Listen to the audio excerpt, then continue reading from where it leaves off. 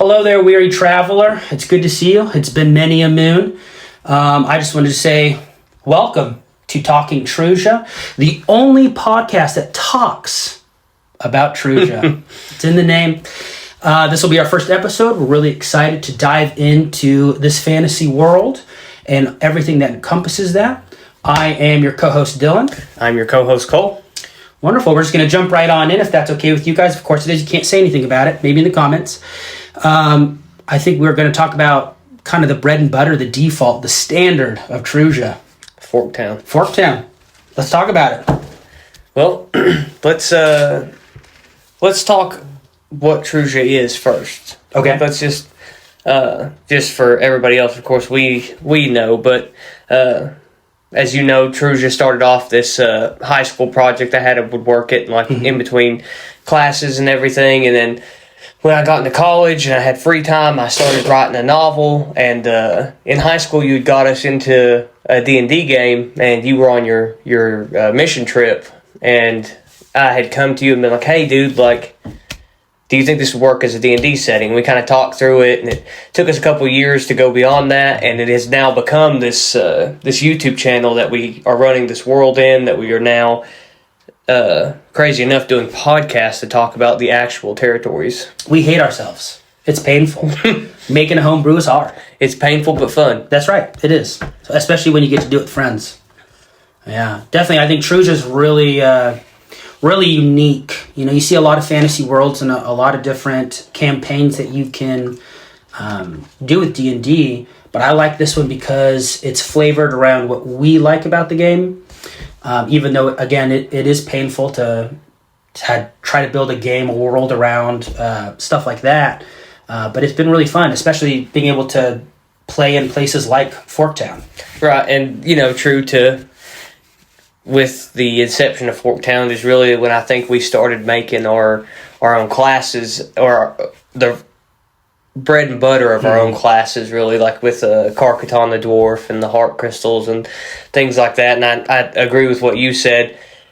We painfully took a game that's supposed to be very inclusive and said, we like that, but now this. Yeah, let's put our fingerprint on it, take a little further. Right. And I guess we're better to talk about Forktown than just cover the history and get into the world a little bit. Yeah. So, Forktown starts as one of the three original kingdoms of Dawnman. It's Egregoth. That it's begins as one of the smaller, less important kingdoms, where you have Arthoria, Voshrakan, and Skira, and Gratacia at the time. And I think that the origin of Forktown really plays into the rest of it. It's kind of this unsuspecting player in the world politics, right? Mm-hmm. Everyone's like, no, of course we don't touch that area, but everyone gets influence there because it's center of the continent. And so, especially when you're talking pre-Unity, before all these navies are built up, it's like the causeway of travel. It becomes it's off the Great Road. Right. Yeah. Right. And it uniquely, I think, acts as a buffer zone, an unintentional buffer zone between all the other nations, if you think about it, because you got the dwarves and the druids up here, and then Forktown, but then it also separates Arthoria and their people, so it becomes this very important place, very big, sought to be controlled place. And I guess if I'm talking about the history, that's true in the time of Egregoth, and then they fight. They go through the War of Vorkoth, and afterwards, people are it's the hot topic, right? Part of the War of Vorkoth kicked off because the Egregoths were, taxing all this trade, and that's what got them in with Vorkoth, is the promise of power and everything. So naturally, when this alliance fights that war, wins it, they're like, well, how are we going to do this? And that's when I think the first of this whole benevolent stewardship really kicks off, with the druids taking over.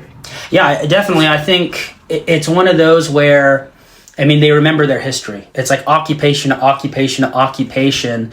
And so finally, when it is free, it's called the freehold, they really take off with that. But yeah, the next definitely stewards are going to be the druids, and they kind of just expand out of the druid wood over to there. And we know that I think my personal favorite war throughout all of the history of Trusia is the Winter War. It changes big time when the Northmen, as we know them, the Lowmen, pass on down into what's truly Trusia. Right. And if we could stop and just talk about something there for a minute, something really good you mentioned is like this history of conquest, because it's almost a story in tragedy, because like early Forktown, known as Gragoth, is this center of trade. Like it gets really prosperous, built up with stone buildings. War of Warcloth happens, tore down. The Druids come in. They're not like this evil people. They're there like. It's almost like humanitarian. They're like, they create like the luscious vineyards and the orchards and all this stuff that we know it for in modern Trusia. And the town builds itself back up, kind of a cleaner version of we know Forktown again. And then, like you said, the Winter War comes in, decimated again. Completely gone. Yeah. And then it becomes this occupied, like, Lowman territory until the Arthurians get involved. Yeah, and I think that kind of tug of war is what makes it such a... it makes it a melting pot. You have so many different races. It's definitely the nation with the biggest mix and diversity, which makes it a little bit easier to start a campaign just because you have the options, and it makes sense historically to have these different races involved. And I guess it just naturally, Forktown is one of those first cities or towns that we made in the Freehold. And so it's something we just really latched on to. Right. And, early campaign, you're looking for a setting, and what becomes looking for a setting that includes everything becomes this really lore diverse thing where we've created this really interesting, like, even if you're talking medieval policies kind of thing, like War of Conquest. At this point in Forktown, who has the claim? The historic Goths that still live there, the Arthurians who technically ruled the continent and beat them back, the Lowmen who conquered it in conquest, or the Druids who are the only people that the leftover Goths ever said, yes, we're okay with them. Exactly. And that's why I think it's so interesting, because there's not, I believe... it is the only nation that really doesn't have too centralized of a ruler. It's very much like broken up into city-states, and each one might have different rules, which makes trade difficult, especially since all the trade goes through the Freehold, through Forktown. Right. Yeah, and it's kind of crazy. It's like, what? It's one of the honestly bigger territories, like, or maybe not bigger territories, but more important territories in our world. And you have like the medieval version of a mayor, a sheriff, and a town council that pretty much run it. Right. Like pretty much all of the land. That's where the taxes are feeding into. And we always know in any I guess even now we know that when money's getting funneled into the government, there's a lot of room for corruption. Yeah. Down.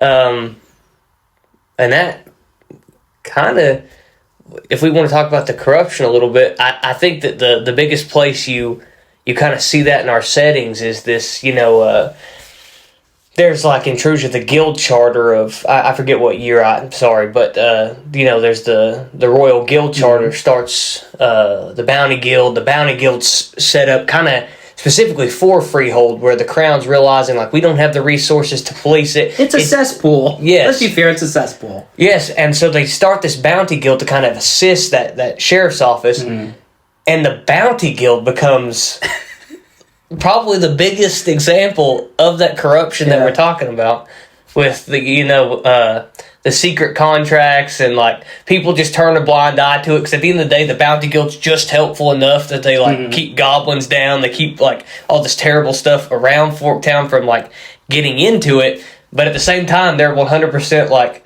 if you want to like leave a unsanctioned bounty in that dead drop and 1,000 gold, we'll murder a town councilor for you. It is. It's interesting because it's kind of, I like that you said it. It's teetering on how much can we help the public to distract them from the absolutely terrible things we do. And we're not going to directly say it because it's a hush-hush secret, but one of the worst calamities ever takes place right outside of Forktown. Just changes the continent. It's not an atomic bomb. We're not that crazy. It is fantasy. They use swords and stuff and magic. But an atom bomb, I guess, would be cool. Maybe not. I don't know. That spawns atoms. That spawns atoms. Hi, I'm Adam. Prince of it. So you're both going for something. And then let's while we're on this topic of guilds, let's tie back into something. We talked about that whole, like, you know, this melting pot of culture, who rules, who's the actual dominant culture, and I think that what expresses that the best is the Huntsman's Guild. Like, that's a very, if we think about it, a very Loman-esque thing, like, to go out there to see how you can challenge yourself slaying these beasts, and there's a score table, and it was personally one of my favorite things to see ran in the campaign is like between the Huntsman's Guild and the Bounty Guild, you know, going to the Huntsman's Guild and being like, oh, what kind of beasts in the wild have the scouts reported, and then seeing if the parties could kill them before the NPC parties could kill them. I like the tiered ranks because it gives that an extra layer of flavor for any campaign or story. That you have these like S class, the very top, the best, and you know you might just be starting off with your party as D level hunters, or even with the Bounty Guild, or any of them really, where you have something to aspire to. It just gives you an extra thing that your players can go through if they want. You know, it helps with backstory. Definitely the Hunters Guild is really fun. I do remember we played a campaign where we had, I think it was a special type of bear. I really can't remember. It was a bear though. Yeah, it was one that like I just pulled from like a Google Docs. It was called an ancient bear, and I was like, this is super cool. This is going to be hard for this party of 8 to fight. And then it was going to be so hard that I was like, well, I need to give them the upper hand and let them scout the area a little bit first. And I think I know what you're about to go into, so I'm not going to steal it from you. 100%. Yeah, it was so fun. And this is what I love about playing any role-playing game. But I don't think we really fought the bear at all. We just said, hey, can we have time to plan this attack? And so I remember buddy that we were playing with at the time, Jacob, we're like, let's just dig a pit right outside of his cave. We had a dwarven artificer where we just dug this huge pit and we put spikes at the bottom, and one of us threw in like a torch. I don't even remember, but drew him out. It was, someone looked up how to make like a medieval version of napalm using alcohol and pine tar and something else. And made a bomb, lit it on fire, and then I think we just went over and poked it to death with our swords and stuff. It was, you know, anticlimactic when you've built up something for your story. And bad rolls on me because I was like, well, that's cool for one round, but the bear's going to get out. And every time I would roll the bear to get out, it would like fall right back into the... Yeah, that was probably one of the big things that endeared me to the Huntsman's Guild. And another thing, and what's super funny is like the corruption of Forktown can extend into your party. Oh yeah. And I say that in the fact of like all these guilds create this cool party dynamic where you can really role play how you want to be. Do you want to be that party that's like very just? But you all took it a different way. And if there was a group of huntsmen that were ahead of you or trying to stop you from hunting, passed them up. I mean, or just murdered them. Yeah, well. And because it's Forktown. Yeah. Who's going to say anything? Not the Bounty Guild. Exactly. We give them enough gold. We're solid for days. Right. Yeah. And that was just an interesting thing to see the world build up. Yeah. No, actually, I did a campaign for some friends on the side where we started in the Bounty Guild, and they were all very new. They just got contracted through the Bounty Guild. And I remember trying so hard. These are probably the hardest players that I've ever had to steer in a direction. I know. Let them go where they want to go. But, you know, you do spend hours and hours creating a story. You do kind of want them to get onto that track. And I remember just fighting with them over and over again. I was having to essentially make stuff up for the Bounty Guild on the fly about them having, like, specific, almost like medals that show their rank, to kind of differentiate, because I wanted them to pair up together, and they kept trying to pair up with these like S-class and A-class bounty hunters, and you really had to lay down the law, but it turned into a really fun campaign. It was actually one of the players' first time. He decided, of course, to be a little murder hobo that had a pet squirrel who died, and then he just massacred a town of innocent people. You know what? That's on brand for Freehold. Right. Yeah, and you jogged me with something you were saying there. Oh, yes, that is I think the true beauty of Freehold is that it's, and like, I know this might get some hate, but in my opinion, it's the perfect homebrew setting, right? Like, because we were building the Freehold setting to accommodate homebrew, I feel like anyone can take the Freehold setting and throw in whatever they want, and it just matches up because it's this conglomeration. Exactly. Yeah, it's so mixed. It really doesn't matter. And I think that is, we've been trying to get away from starting campaigns there because we start every single campaign there for the most part. I know Shadows of Tythir wasn't, but it's kind of like, again, that default for us. But it's a default for a reason. It just has the flavor. It has that diversity. It is just really easy to start there. And I actually do remember that one of my favorite places there is the Dip in the Fork. I think that was such a cool name.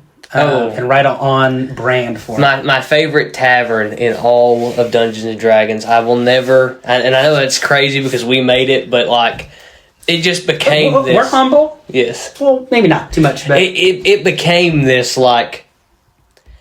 It became this thing where like when we throw the Dip in the Fork into a setting, I'm like, oh, I'm home again. You know what I'm saying? Like even if I'm a player, if I'm a DM, I'm like, oh yes, we are back in the Dip in the Fork and. Dealing with the Vinecroft family. Yeah, unless a certain wizard burns it down after throwing grease everywhere. It is. It's definitely fun. It's kind of that. I'm gonna get totally reamed for this, but the tavern in Fellowship of the Ring, something pony. Oh yes, the prancing pony. Yeah, it gives that same vibe, right? There's normal people there. There's people just there to drink. There's people there to do nefarious things. I mean, I think our first experience, or maybe second experience, was us losing in a game of Dragon Dice to a goblin, and we threw him out the window and interrogated and just killed him right outside. We just busted that window and killed him with Jacob again. Shout out. Yeah. It you can just get away with so much. I remember the first experience there and the backstory. It's like, you enter in and like you set this ambience where it's and this mood where it's low candle lit and there's people eating everywhere and there's servers bustling in and about, and it becomes very easy to forget things, especially that you're in a town with a bounty guild and you're in this gigantic like 2-story tavern that accommodates this town. And I think one of the funniest things is, and it was fun for me to watch as a DM, especially going in the Dip in the Fork, because like you said, there was the Dragon Dice tables, there's all this stuff going on, and everyone forgot Karkaton's backstory. And so I think it wasn't until after the initial trip to the Dip in the Fork that he was disguised. But what I'm getting at here was like, he just waltzes in here and the party forgets, and then the party gets confronted by bounty hunters who are like in the Dip in the Fork. And I just thought that was it lend itself to the setting that you're like, there's so much to do in there that the players do like what you might do in reality and be like, oh my gosh, look at all this stuff, and then you get caught up in something you didn't even know you were going to do. Yeah, correct me if I'm wrong. I tried to seduce the bartender and rolled a 1 and almost got kicked out of the bar. Correct. It didn't go well. Same in every time. Yeah, it was. I did try multiple times. I think you succeeded at the end, which was like a very good way to close out our relationship. Yes. Yeah. She said no 3,000 times, and then finally accepted. Persistence is key. Sometimes. Going to one of my favorite things about Forktown, because like my background in like studying politics and things like that, I like the Arthurian dynamic to Forktown, where they're like, it's almost that scene in Guardians of the Galaxy where Thor's like, yes, of course you're in charge, and then like you've got the Arthurians there saying that, but they're largely putting these puppet mayors there, and you have King Menelaus, who is the king in all of our settings, signing the settlement act that he signs that encourages these low non-land holding houses in Arthuria to go into the freehold, and continent wide he espouses this as boosting commerce, bringing some like form of structure to it. He phrases it's good for everybody, but in his own machinations he's really cementing Arthurian's control of that gateway to the other provinces of the continent. Oh, 100%. I mean, You'd have to. You see this place of truly nefarious dealings. There's obviously a lot of places in the Freehold are completely normal, just farming towns.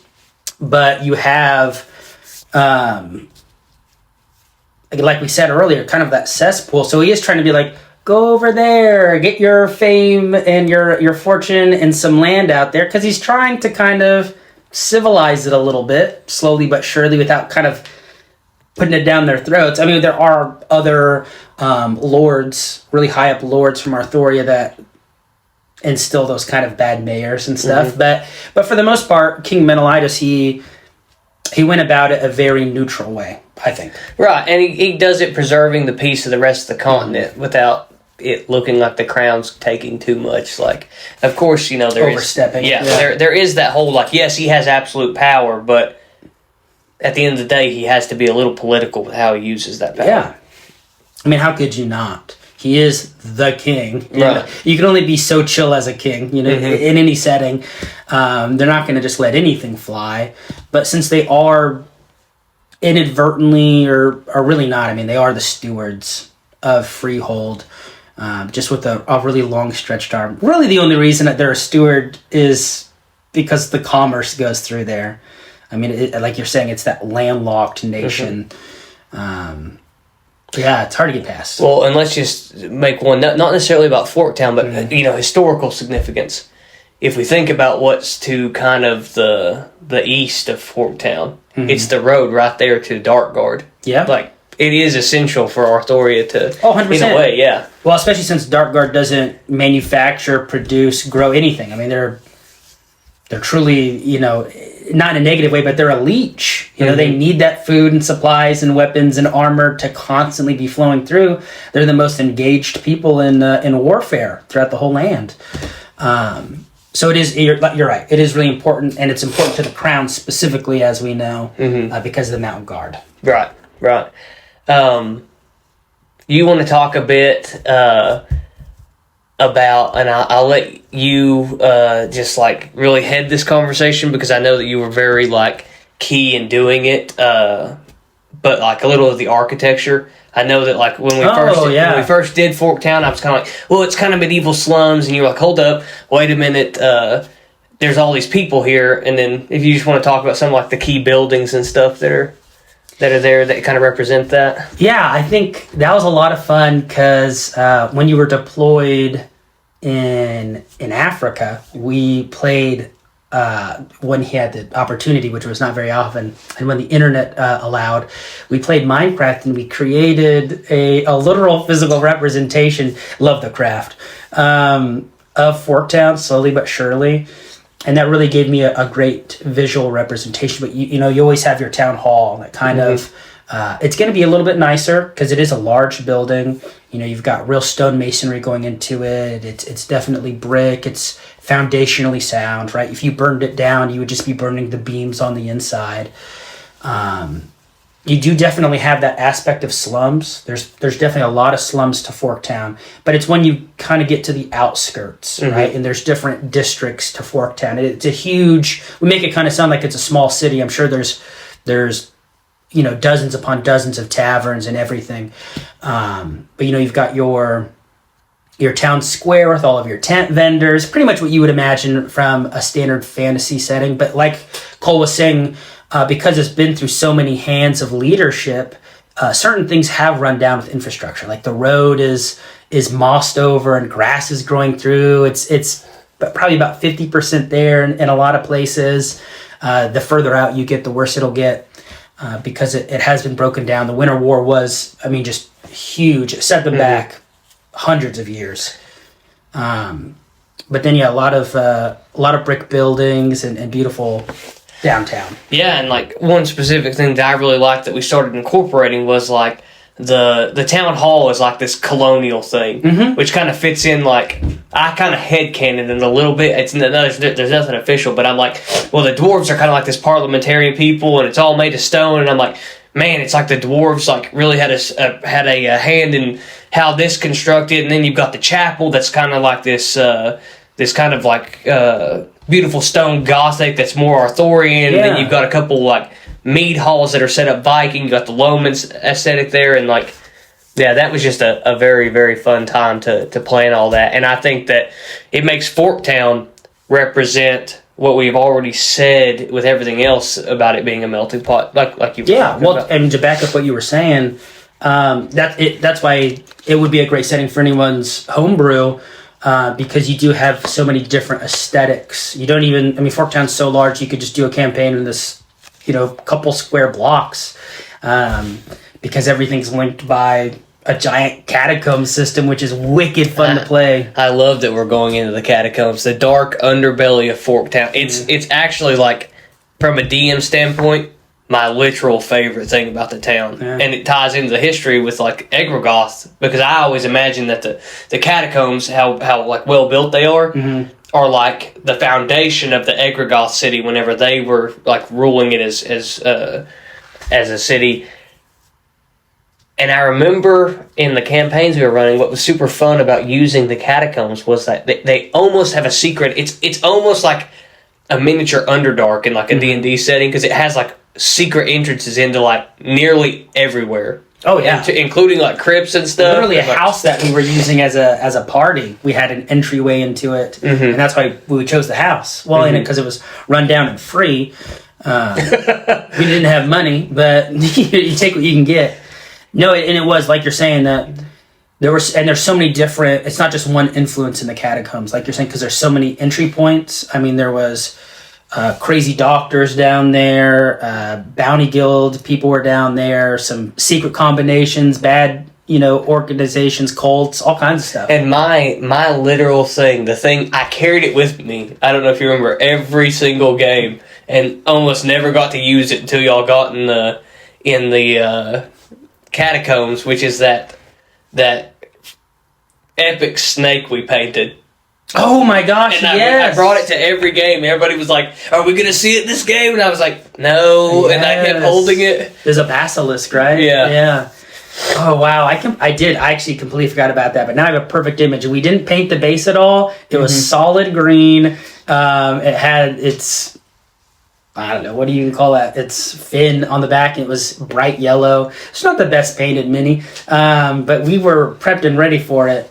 Yeah, and I just thought it was so cool, especially, like, it creates a really good setting in this. Like, if you like, and we threw this in there, but if you like the vampire-esque setting, the catacombs and all the secret, like, chambers and stuff are down there, you could make, like, gnarly, as we did, vampire hideouts that are under there. Really infinite possibilities, not to beat a dead horse, but just like Forktown. Yeah. So definitely, I think if you were wanting to play in the Trusian setting, that's a great place to start. Absolutely. One more side thing. I feel like we didn't do this justice before we close out. The Sorcery Sanctum. The special Sorcery Sanctum. I want to talk about it just a little bit. What's your baby? I know. You love it. I love the wizards, and I was worried when we first made Forktown, because we covered all these bases, right? Like, we covered the culture, we covered, like, all this corruption and politics and things like that, and I was like, we have nowhere for anybody to learn magic in this town. How do we give heathens even more power? Right, but Trusia is like an inherent magic society, and you're like, well, there would be satellite, I feel like, schools of the Arthurian Sorcery Institute, and was birthed the Sorcery Sanctum, and it was so fun to use that building, because when I first planned the Forktown version of our campaign, and I say this to highlight how the setting itself will kind of take over your story a little bit, and it gives you so much to play with. I did not plan it to be that big a deal. And then in that campaign we were playing, y'all spent so much time there, like, trying to get spells and get help with what was going on, that I was like, And it became the catalyst for, like, a real atrocity, like a real moral atrocity the party had to do, and got blown up and everything. Yeah. Sorry, I felt remiss if we closed without talking a little bit about it. And I think that's a good thing to point out, just because as a DM, it does get annoying when players go off just because you have a real set thing, unless you're Brennan Lee Mulligan. But it forced you to create characters on the fly. You're like, well, this is the professor of pyromancy, and that just gives you more in-depth looks and history for when you're playing later. I mean, that's the best stories that happen is when it's things that you didn't plan, right? Like your little crazy milk-loving Beazle in one of the campaigns going in and massacring people that you had no right to massacre. I mean, you should not have been able to do anything. But that's just what makes storytelling great. Right. And I feel like we could go on and talk another 30 minutes. Like, just off the top of my head, I'll say some things to you, but like Flitwick and the potion shop and all the... Let's not give all of our secrets away. Okay, but you guys are going to love the Chicken Man. And I'm not talking about Gus Fring. Yeah, I really think without getting too into without exposing too much, that's where I would leave the discussion on Forktown. This is Dylan. And this is Cole. With Talking Trusia.